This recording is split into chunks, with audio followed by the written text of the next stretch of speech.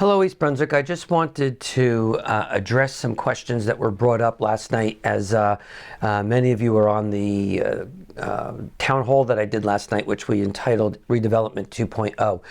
If you have an opportunity, I would suggest that you listen to that Facebook Live. It talks about the redevelopment process that we've put in place so far and where that's leading to. More importantly, many people have seen a lot of work being done in town, but where that goes to next and how it fits into a greater vision was the purpose of last night's town hall. And it was great that a lot of you participated, but what we were able to do at the end was take a pause and waited for a short time for people to ask questions, whether it was on redevelopment or anything else going on in town. And with no questions coming up, we ended the Facebook Live session. But then, of course, what happens? About 3-4 questions come up afterwards that I think were important enough that they deserved a segment of their own for me to answer. And so that's basically why I wanted to put this separate tape together, because the questions people asked, they're not the first person or persons to ask those questions, and they are important that people understand what's going on. Before I answer any question, I believe it's very important that we, as elected officials, do the best job possible to make sure that we provide information to you that is accurate and timely, because it isn't unreasonable for people to have differences of opinions on how they solve problems.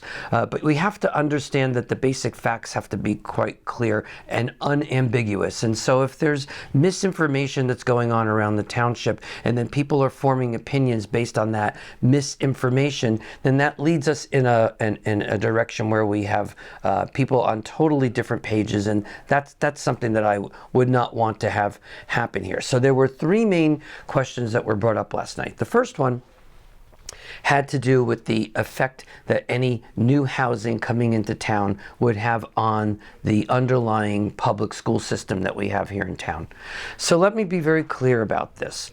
The school system, the superintendent know quite well, because they've conducted enrollment and demographic surveys exactly as best as is possible what the effect of new housing would have on the underlying school district. They paid an enormous amount of money to make sure that that information was available for them so that they could use that in planning.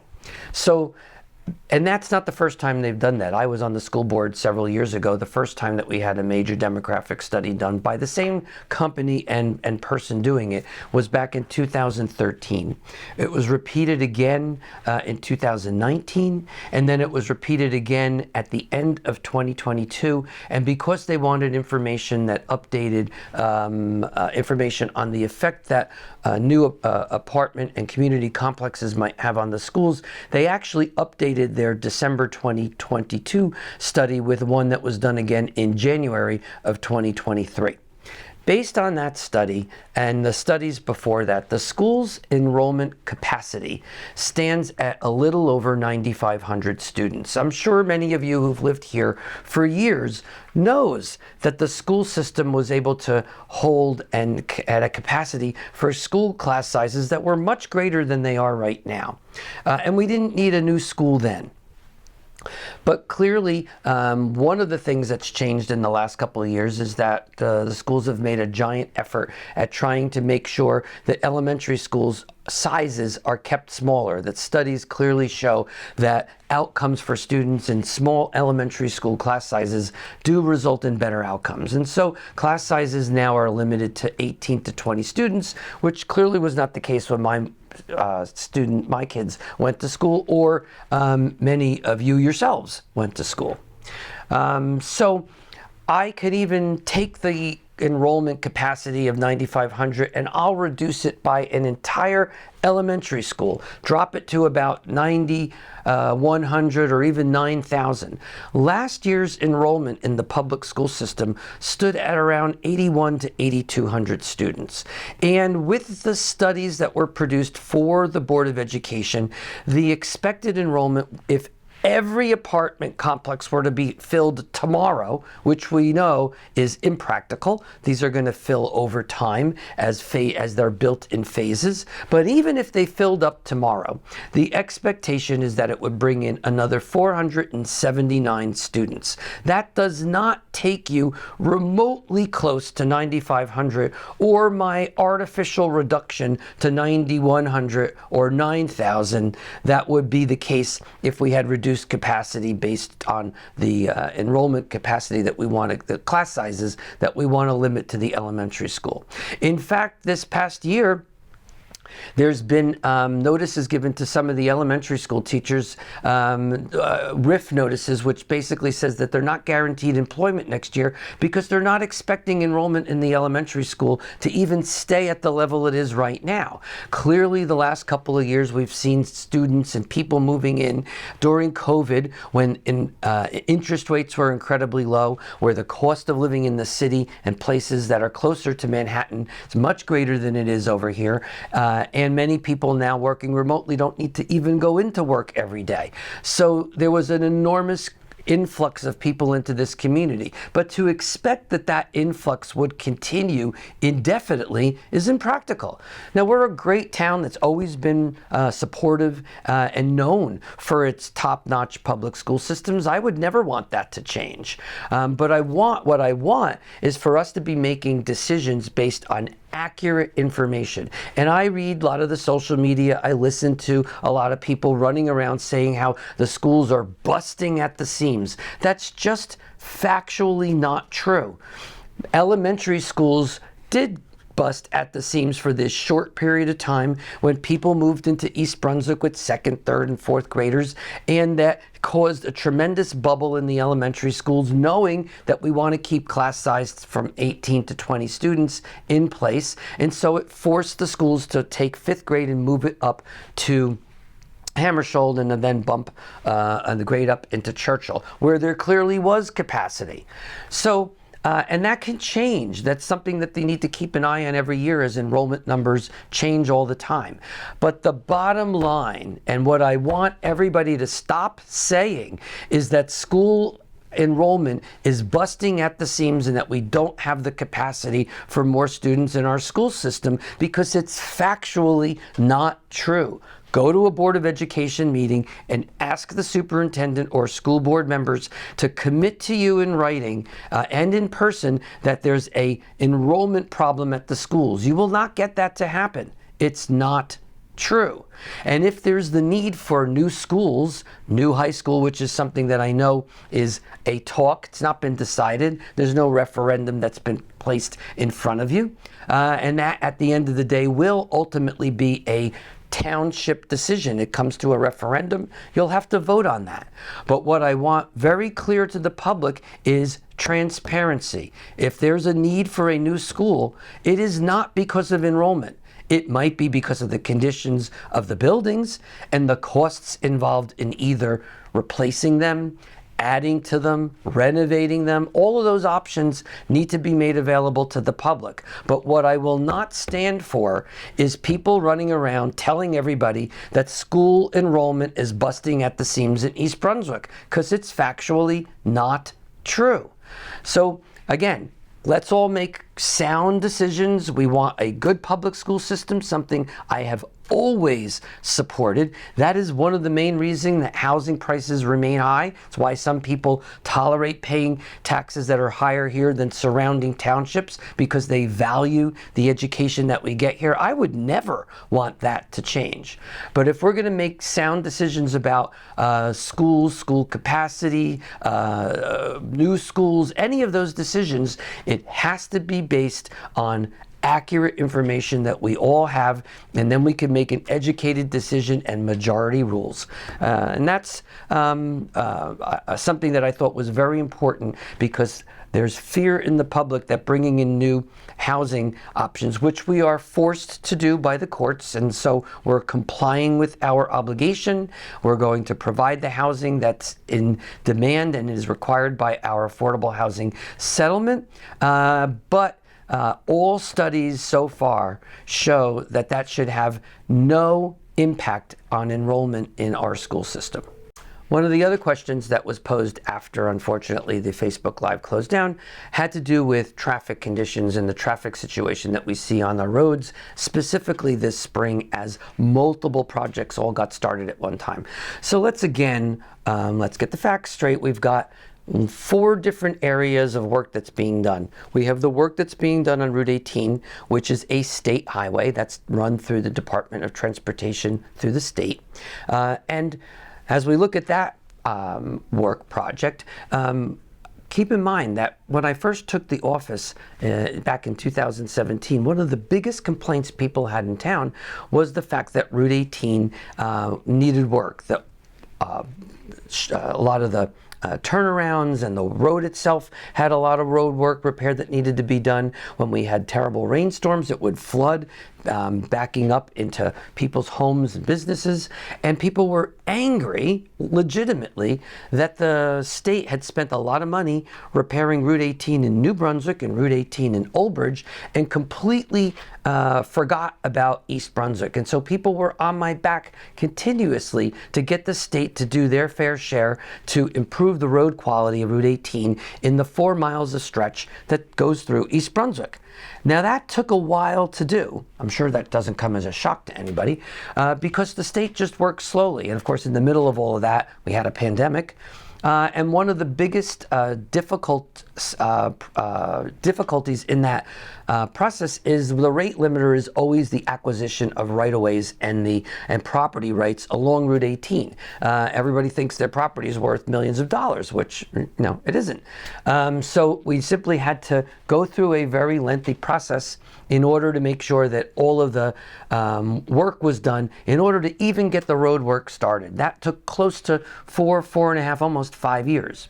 In addition, during all of that time, it was decided that a lot of the pipe work and water lines needed to be repaired, which are township lines. If we repaired those at a later time, we would be digging up a road that was completely redone at our expense, and the road work and the water repairs and road work to repair the road after we did the water repairs would all be borne by East Brunswick taxpayers to the tune of close to $16 million. The state offered to pay half of all of those costs at this time. So we decided that that's something we simply cannot pass up on. And so the road work is being done now. It is unfortunately a 4-year project. They're going to be doing it in segments, and there's nothing that I can do other than ask the state to work with the township to make sure that residents, commuters, people using the highway are all given enough notice of when road work is going to be done and what segments of the town that's going to be done in. These are the processes we need to go through in order to do road repairs that will benefit all of us later. So the complaining about traffic and the complaining about the road work being done, I don't know what to tell you. You're just going to have to deal with it.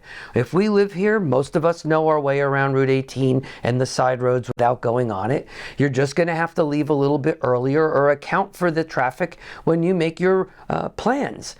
We simply need to get the work done. There's no other way of doing it. And to whine and complain about it and completely take up social media time talking about something isn't going to make it any better. We simply are doing what we've been asked to do. It's going to be a little bit of an inconvenience or a big inconvenience for a period of time, but it will be better when it's done. We're just going to have to live with it. Now, there's other roads in town that we've spent a lot of time working on as well. There's county roads, and we've spent an enormous amount of time working with our county representatives who have responded.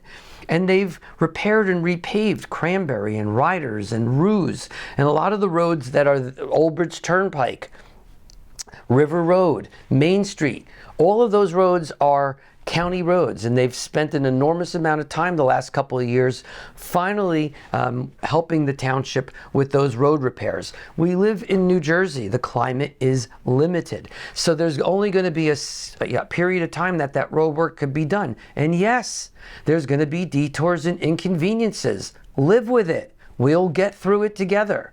The town has also been working diligently. One of the biggest complaints that I got when taking office was that besides the county roads and the state roads, that we have a lot of township roads that had been neglected for years. That's true. It was neglected. Coming out of the Great Recession of 2008 and 2009, the township simply was not in a position to be able to contribute to the regular investment in road infrastructure that it needed to do. There simply wasn't the money there unless you wanted taxes to go up even higher than they had. So it had to be put off. Well, what does that mean? It means that when it finally gets done, a lot of the work was left behind, and it's built up to a point now where we need to contribute a little bit more money and time and effort to getting to those roads. But we're doing that. We're investing somewhere between $2 and $4 million every year on our township roads. Clearly, there's a pecking order in terms of the roads that are being done, with the worst roads clearly rising to the top of the list. We go out in the fall to bid for those contracts because there's more contractors out there that are willing to negotiate for some of those rates. Waiting to the last minute in the spring only means that it's going to be higher rates, as most of the other contractors have already contracted to other towns. We never publish the list of roads that are going to be done that early because there's so many things that can happen in a winter that causes us to change that list. But we're doing what we have to. Major roads, major arterial connector roads, roads that are in front of houses of worship or schools, those will always be given a priority over roads that are side streets and cul-de-sacs. Not to say that we won't get to those, but we have our construction and engineering department goes around regularly and evaluates the roads. No one section of town is being favored over any other, and we're getting to those roads. And then the fourth area of road work is the PSE&G work that you've seen being done in the township. PSE&G, as they upgrade service lines to people's homes, often have to dig up some of the roads. And when they do that, they are obligated to the township to repair those work that they did in the road. But their repair obligation is to do it to at or better than the condition in which they found it. So clearly, if they went and had to dig up a completely repaved road like they had to do several years ago on, say, Jensen and Dunnan's Corner, then when they're finished doing their work, they have to replace it to the pristine way in which they found it. But of course, if they go out to a road that's in poor shape to begin with, they simply have to do a repair that puts it a little better than the way in which they found it. And many times the town in those instances will come in and do the rest of the road while it's all being done at the same time. So there's just a lot of work that's being done right now. There were a lot more people who were complaining when the road work wasn't being done. So now it's being done. So in that limited time span that we have to do it, in the Jersey climate that we are forced to deal with, we simply are going to have to be a little bit more patient and leave early, and I think patience is just a virtue. We are going to do the best we can to get all of the roads taken care of. If you have a question or a concern, want to know where your road kind of fits in the greater scheme of things, you're more than welcome to call the Planning and Construction Department. But it is very fair. Again, nobody's favored one road over another, one section of town over another. Totally not true. And I think that at the end of the day, when we're finally get most of this done, we're all going to be far better off and far happier. But we're just going to have to be a little patient in the meantime. I ask that you cooperate and be neighborly and work with the township, our officials, and each other while we get through this temporary inconvenience. The third question that was asked at the end of the Facebook Live was a question regarding what people perceive as increased crime here in East Brunswick and what the township's doing about that. So again, we all need to be working from the same set of facts. Looking back at Uniform Crime Statistics, which is a public document, you can look that up by the state, by the locality. Those are obligation of our police department to provide those statistics to the state every year. And if you done that already, look back close to 15 years already, you will find that in East Brunswick, there's been no significant increase or decrease in crime. For the most part, for the last 15 years, it's relatively stable. This is an extraordinarily safe town. I attribute that in large part to our Department of Public Safety that does a phenomenal job making sure that they apprehend people before any of us even know about it. The only area where there's been an increase in crime, and that's something that is not just East Brunswick, it's a state problem, is in the area of auto theft, which is a statewide problem that's been noted for the last year and a half. That is on the rise. Catalytic converters being stolen and auto theft going up. And the state is looking at trying to implement measures to try to improve that or reduce the risk of that happening. That absolutely is true. But it's not an only East Brunswick problem. But in every other area of crime, we have seen relatively stable numbers. We've never had a year in the last 15 years where there's been no crime. Otherwise, we wouldn't need police at all. But it is a tremendously safe town and still one of the major reasons people move here. I think one of the big differences between statistics from 15 years ago and now is the fact that we live in a world of social media where something happens in one place and we all know about it. A lot of people have ring systems or alarm systems that tap into social media so that the minute something happens in someone's home, we all know about it. But don't deceive yourself into thinking that those things didn't happen before. They did. And they happened at the same rate then as they are now. And the statistics will back that up. So you don't have to believe me. Look it up yourself. The data will speak for itself. So I don't want people leaving thinking that you live in an unsafe town or that crime is on the rise here in East Brunswick. I can't speak for other places where I do also believe that we hear this as a problem nationally and in the state. I could only comment on what I know right here in East Brunswick, and that statement is just factually not true. Now, there's a lot of things we all could be doing to reduce the risk of crime. And that's one of the things that our public safety department has continuously tried to promote. They're going to do their job. If you don't see a police car driving on your road or a police officer in uniform, that doesn't mean that they're not there. Our police regularly do random car rides in cars that are unmarked and they are not dressed in their uniform, in plain clothes. So just because you don't see them doesn't mean that they're not there. And they do this on a regular basis through all parts of town. Again, not one section of town is favored more than any other. And they know exactly where they need to be. And one of the biggest problems that I'm having as mayor is that we have people sometimes calling in or writing with complaints that cannot be validated. And that gives me two choices: to either deploy police in places where there really isn't any crime, which would be a tremendous waste of your dollars and would be taking police away from the areas that they know they need to be. Or we're going to pay an enormous amount of overtime for police to waste their time on wild goose chases because I'm getting letters that are unidentified sources and therefore can't be validated, and spend money to have those police in places where they're not needed. I would sooner ignore some of those letters and put police where they know that they need to be. They've been doing an excellent job for decades now here, keeping us safe, and my intention is to do everything we can to support them in continuing that effort. But please, look up the data. There's no increase in crime here. Crime levels have been fairly stable. And I wish I could promise you that there would never be crime here. That would be great, but it's not practical.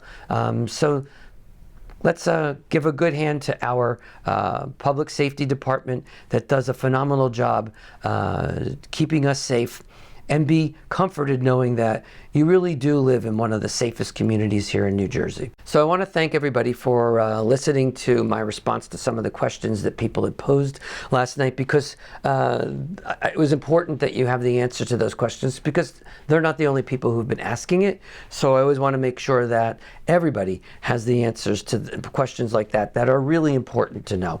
Additionally, if you have an opportunity, please listen to the Redevelopment 2.0 segment, and I will continue to do my job, which is to go out there and hold town halls, Facebook Live programs, question answer sessions, so that everybody can all be working from the same set of facts, and to make sure that the public is always aware of the work that we're doing here and ways in which they can help us to do a better job. I've always said that one person doesn't have the answer to every question, and nobody has cornered the market on good ideas. So if you have a suggestion, certainly forward that my way. One of the things that I always say is that it's great to be a critic, but it's much harder to provide answers and solutions. So if you've got some great ideas for things that we should be doing here in the township, feel free.